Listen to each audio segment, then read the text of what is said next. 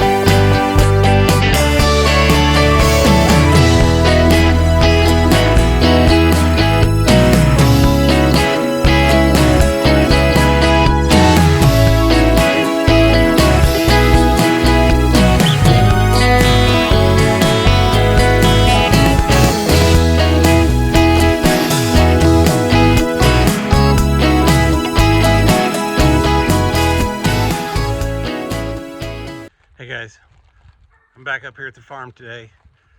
It's about 30 degrees right now, but it's supposed to get up to about 45 today. And the last time I came up, I got a new friend. It's got a collar on it. It says "Call Joe Dirt." So it's a little frosty this morning, but today's, and it's just today, the agenda is to put some solar panels on my trail cameras and cut some brush, clear some of this opening for a better view, because that's where the cabin's going, right back there. And put out some more mineral blocks for the deer. I've had lots of pictures on the trail cameras. I'll show you those next, because last week we got about 3 inches of snow up here, and it was beautiful. Glad I wasn't here camping, but I got to watch it through my trail cameras. So I'll show you some of visitors I've had over the last 2 weeks, and I want them to keep coming back, so I'm gonna provide them some nutrients during this winter until spring kicks in. And I've got some clover to plant today as well. So by the end of the day, it'll be a full day doing all this. So stick around, and I'll try to show you what I'm doing next.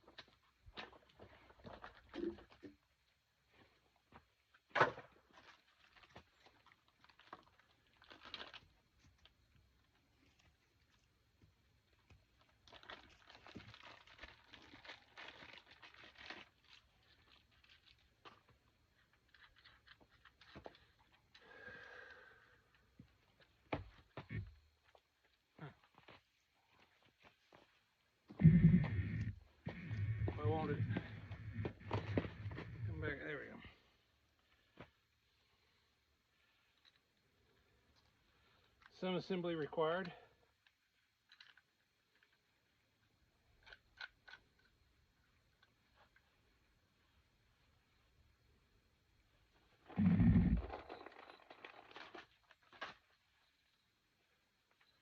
Screws, mounting bracket, solar panel, drill, tree trimmer,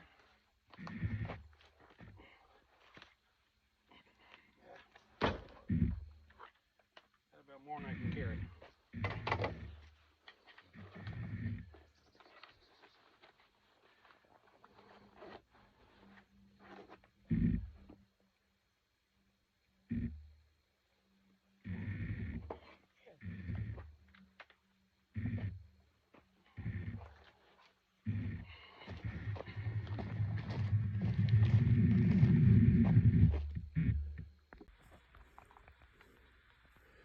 So here's this little creek. The south side of my property runs right along the top of that little ridge, and on the other side of it is the road.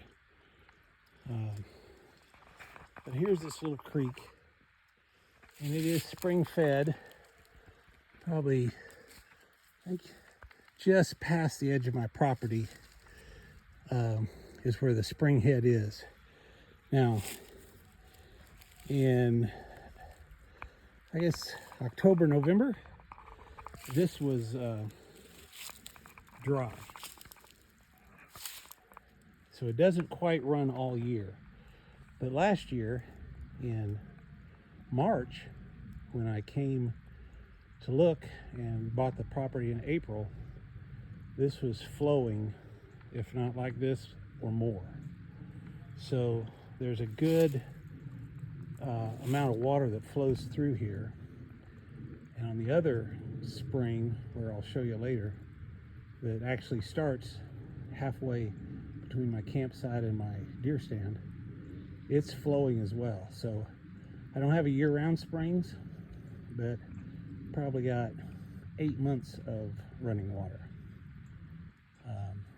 And because the spring head, the other spring head, is on my property, I can capture it and make use of drinkable water from it.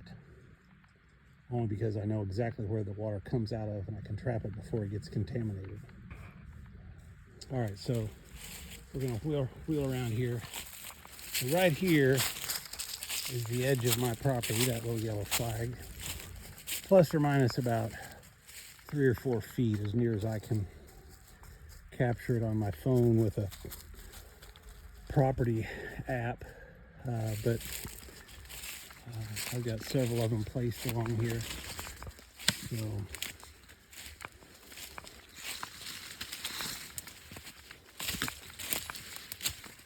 there's another one. And there's 2 more. So there's some more back there, but it runs. So there's a knob right there, and it's pretty steep. And the property goes, for the most part, halfway up the side of that knob. Oops, halfway up the side of that knob right there. So my property line kind of runs right down through here. But right up there is where I want to put the next trail cam to see what's coming off of the National Forest. So let's go do it next.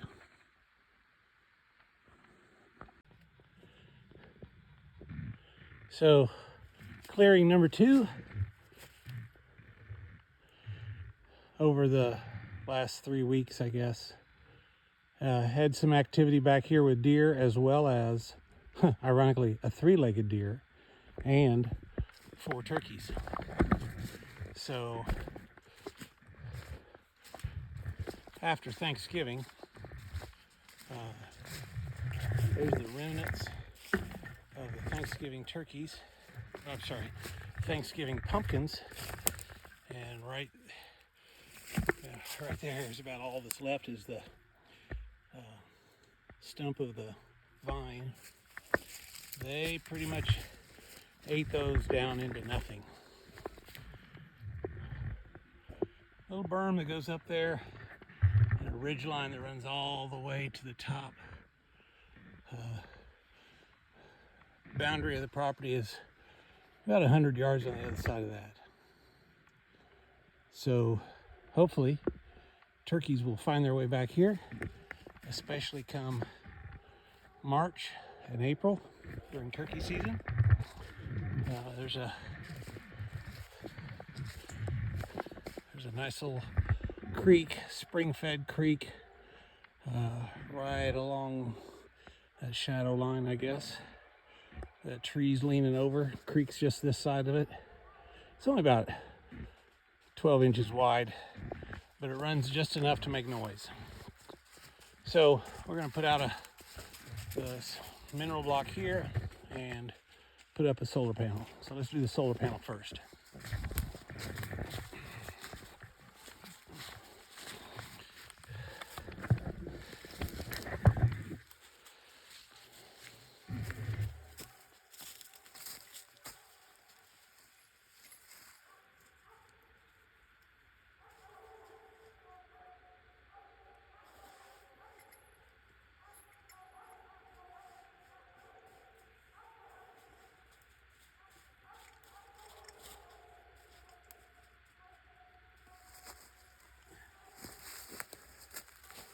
Mounting bracket and a couple of screws.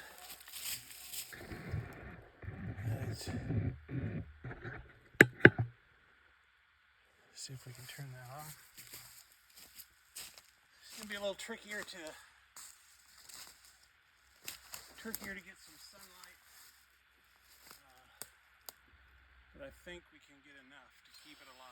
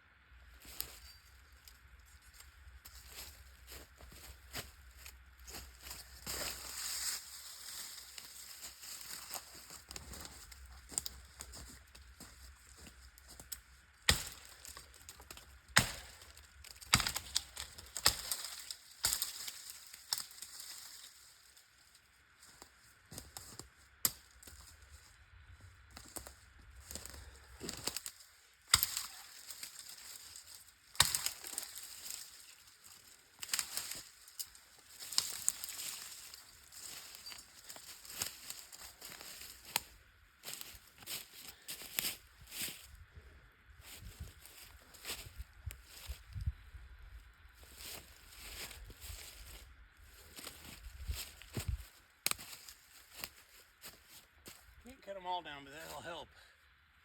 We'll see how that charges.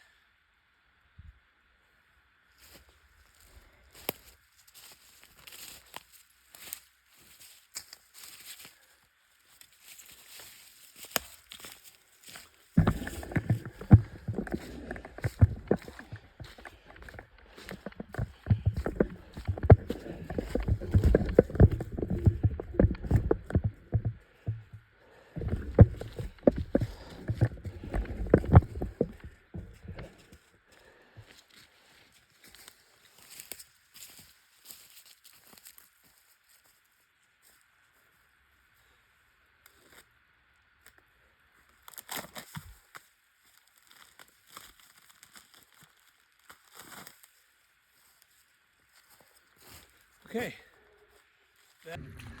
So here's my springhead. And it appears that it's coming out of two different locations, but really it's the same elevation. So I think it's really just found two ways to get out from underground.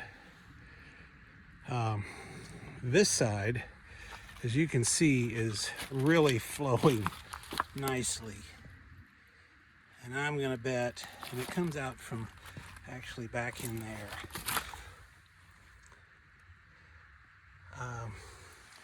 But just looking at that is probably every bit of a gallon a minute. Now that's literally 60 gallons an hour times 24. You can do the math. That's a lot of water.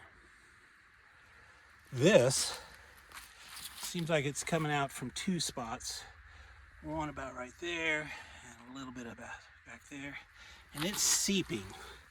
Even though it's flowing pretty good. I'm trying to get rid of the glare for you.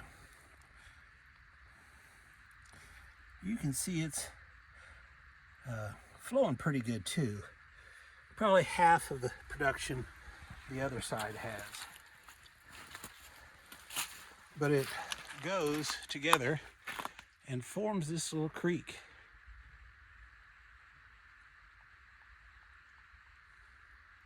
I just heard something. Sounded like something was tromping through the woods. But anyway, so this is a very viable source of water for an off-grid cabin. So we build a little dam right there, put some rock down, put a drain pipe out of it. The water fills up through the rock behind the dam, the river rock, filters out any silt. The water comes out of a drain pipe into a catch basin a little further down. Any sediment gets caught in that catch basin, and then from there it travels down into a storage tank. Now, all things being fair and equal, if it's coming right out of the ground like this, typically it's drinkable, but still need to have it tested. There could be, hard metals, or heavy metals rather, some kind of contaminant that you might not want to drink, but I would bet 95% of the time it's clean and naturally filtered through the earth, and it's probably drinkable right out of the pipe as it comes out of the ground. But regardless, adding a filter system just before it goes into the cabin is easy. But for the most part, this would be more than enough to provide enough water. We're not living here, so it would provide ample enough water for any kind of activities that we, mostly me, would come up for a week or two during deer season, a week or two during turkey season, and whenever I want, probably once or twice a month to come up for a long weekend just to work or to enjoy the woods and the shade and the quiet. But this is plenty enough water for anything we would need. So 2 little catch basins, one right there, and then another one over here. Yeah, you fill them up with rock, put down some plastic, fill that with dirt, so that one, nobody even, you can't tell that it's here, for one. Two, it would keep any animals from getting into the water source and contaminating it. And so then, once it comes out of the dam through a drain pipe, you hook it up onto some PEX or flexible PVC pipe and run it all the way down to the cabin, which from here, probably 150 yards downhill, and then probably 200 yards over that way. I think this is a higher elevation, but it's probably going to need a pump to get it all the way out to the cabin at some point. I don't think I can gravity feed from here. This will be probably every bit of a 3-day project. Lots of digging. Got to dig back to that hole to find the actual source, and then build the 2 dams and run pipe. That's a pretty extensive project, but hopefully we can get this contained and controlled into a storage tank this spring. Because as I found out now, owning the land for about a year, this is only probably a 8 or 9 month wet spring. Dries up in the fall and winter, and then comes back active spring through late summer. All right, now I'm going back to the deer stand to plant some clover in a food plot.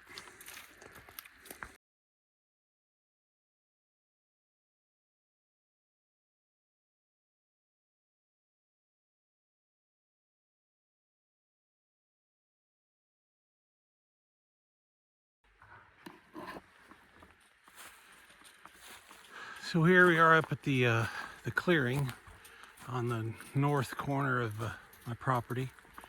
That's back to the National Forest, right through that little gap in the pine trees.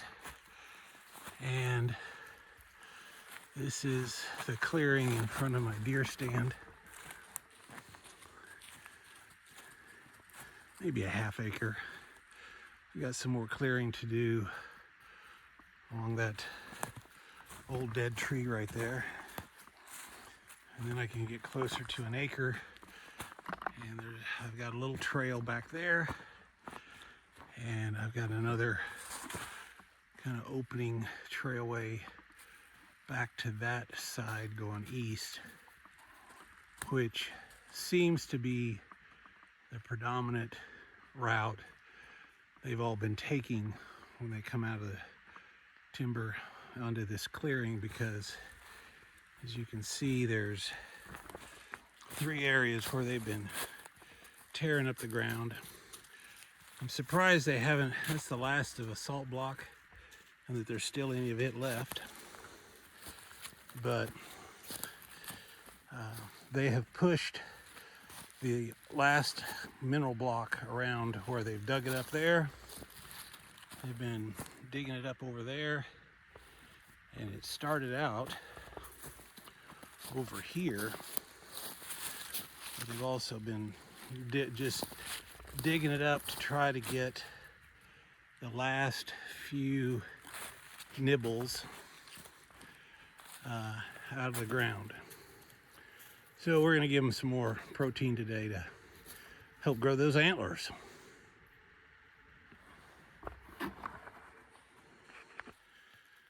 So there's the mineral block, and the last thing to do on this side is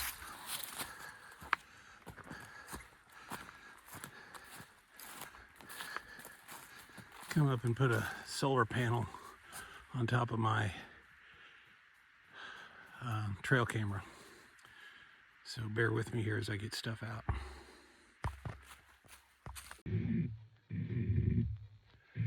Okay. There's number 2.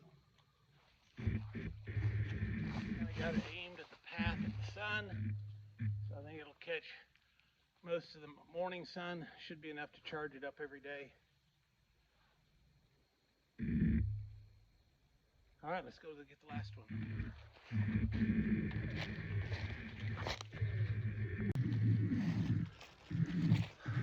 Hope this works. Okay, so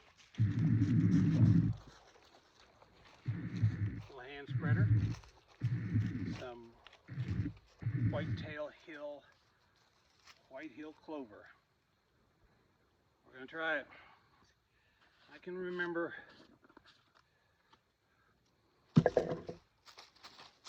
walking out in the field in February and helping Dad spread clover in snowstorms. And you plant it while it's still a hard frost coming. It was 27 degrees when I got here this morning, and there's still icicles and frozen ice patches on the tarps. So it gets plenty cold still up here in outside of Murphy, North Carolina, to plant clover. So this is the perfect time to do it. And we're gonna spread a little, and it doesn't take much.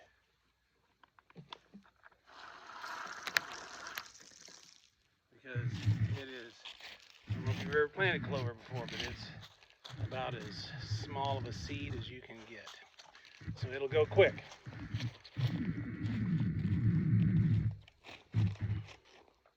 There we go.